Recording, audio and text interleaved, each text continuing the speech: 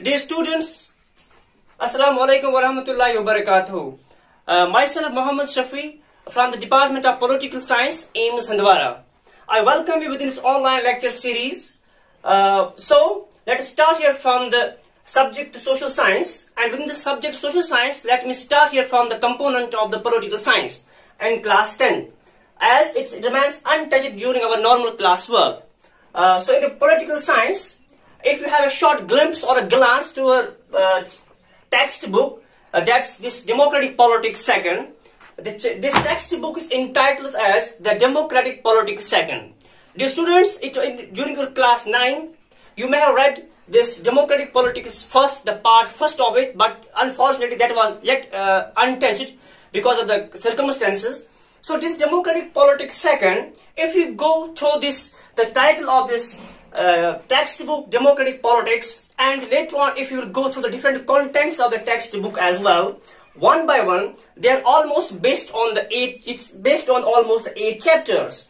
So the chapter first is power sharing, then it's federalism, then it's democracy and diversity, then it talks about the religions, it talks about the regions, then the state politics, and about the challenge of the democracy and the outcomes of democracy as well. So the basic essence of the author is that it tries to develop the feelings and the sense of the democratic politics among the students of the class 10. So now, dear students, the question arises, why this democratic politics? Why everyone talks about democracy? If you are having a short glance, if you peep or if you have the glance towards this world politics this time and the world political order this time, you will see that every country, newly born country, third world country, they talk about the democratic political system.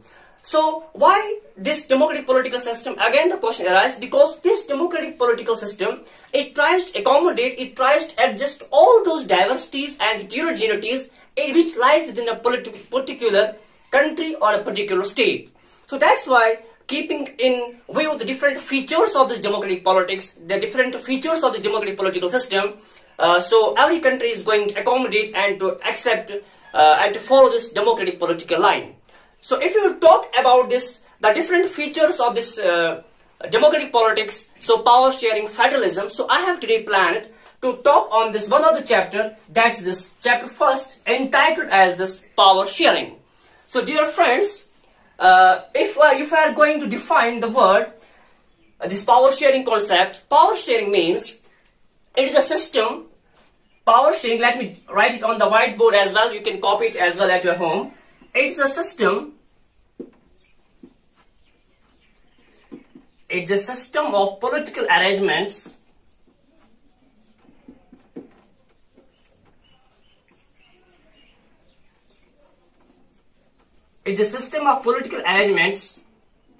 in which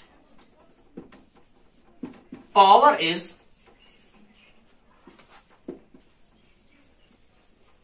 shared among various organs, namely political parties, pressure groups,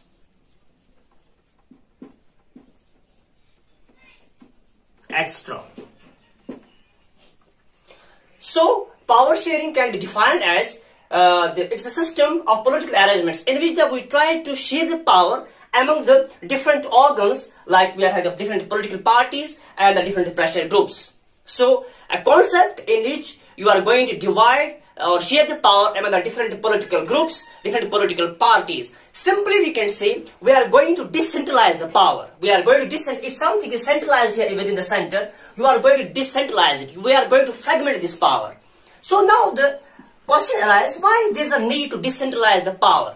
The answer is very simple, because everything should not be cocooned, everything should not be centralized. The moment something is centralized, it creates problem, it creates problem, and it creates imbalance within the system. That's why, to maintain the balance, we are going to separate the power, we are going to divide the power among the different units, and to take care about the different rights and the duties, to take care about the individualistic approach, to take care about the different heterogeneous communities, whether which are minorities as well, simply. Now the question says here, why there is a need of the political power sharing. Let me have this a broader view here from this global politics, then the national politics and the state politics as well. Let me quote an example from the European country. Dear students, Europe is a name of a continent, Europe. Do you know how many countries are within the Europe? It's 44 countries are within the Europe. 44 sovereign states are in the Europe. And let me talk here of the one state of the Europe, that is Belgium. That is Belgium. Dear students, the capital of the Belgium is that's known as Brussels. B-R-U-S-S-E-L-S. Brussels is the capital of the Belgium. Dear students, let's talk here about this Belgium as a case study from the Europe. So why there is a need of the power sharing? If we talk about the Belgium, one of the country of this Europe, so the population of the Belgium is only 1 crore. That's equivalent to the population of the Haryana, the state of India.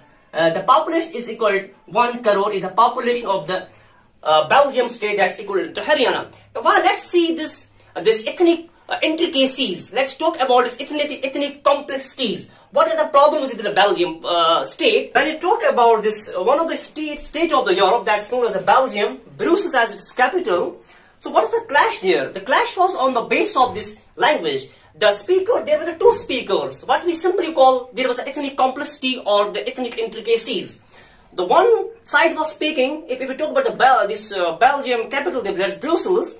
They were speaking this Dutch as a language and the French as a language as well. So there was every time the sort of animosity, and every time they were on the loggerheads to have this conflicts on the basis of the language, whether to continue with the Dutch or to continue with this French, and which to give the most priority.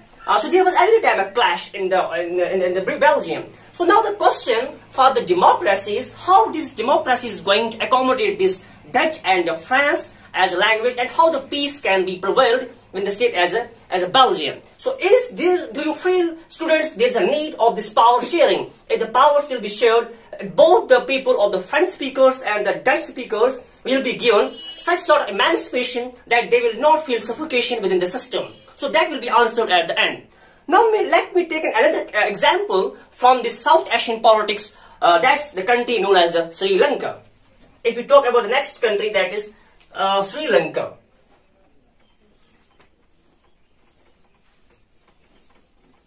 So what happens in Sri Lanka? Dear students, the earlier name of the Sri Lanka was Ceylon. Let me tell you, it was Sri Lanka. So earlier name of the Sri Lanka was Ceylon. For your GK point of view, let me add you 2 points here. Sri Lanka is having the two capitals. One is known as Colombo, and second is known as Sri Jayawardhanapur. Sri Jayawardhanapur. One is its commercial capital and second is its administrative capital. So what happens in the Sri Lanka? If we talk about the Sri Lanka, again there was a problem the way we faced the problem in the Belgium as well. The people of Sri Lankans, it was divided among the Sinhalese on the basis of the language. There were 74% people in the Sri Lanka who were speaking the Sinhalese as their language. Sinhalese. Almost 74% people. And the next was the Tamil speakers. Tamil speakers as well. The ratio of Tamil speakers was almost 11 to 12%. 11 to 12% as only. So if you talk about the Sinhalese and the Tamil speakers rivalry, but let me tell you one thing here that's very precarious to say. There was a clash in the Tamil as well. There were two groups in the Tamils. One was the Tamils of Indian Tamils and second were the Sri Lankan Tamils as well. Dear students, if you see, every time there was a clash between the Sinhalese and the Tamil speakers as well. They feel inferiority. The Tamil speakers feel inferiority complex as before the people of the Sinhalese, which later on gave the birth to the new conflicts in the state that's known as the Sri Lanka as well. So now the question here is, if you talk about the two cases, the case study one is that Sri Lanka, Belgium, and the second case is Sri Lankan case. What happens in the Belgium and what will happen here in the Sri Lanka as well is there any government like democratic system that's going to accommodate all the feelings and aspirations of the people like Sri Lankans and aspirations and the demands of the people like the Tamils? Do you feel that the peace will prevail there? This is the thing that we need to discuss here in this chapter.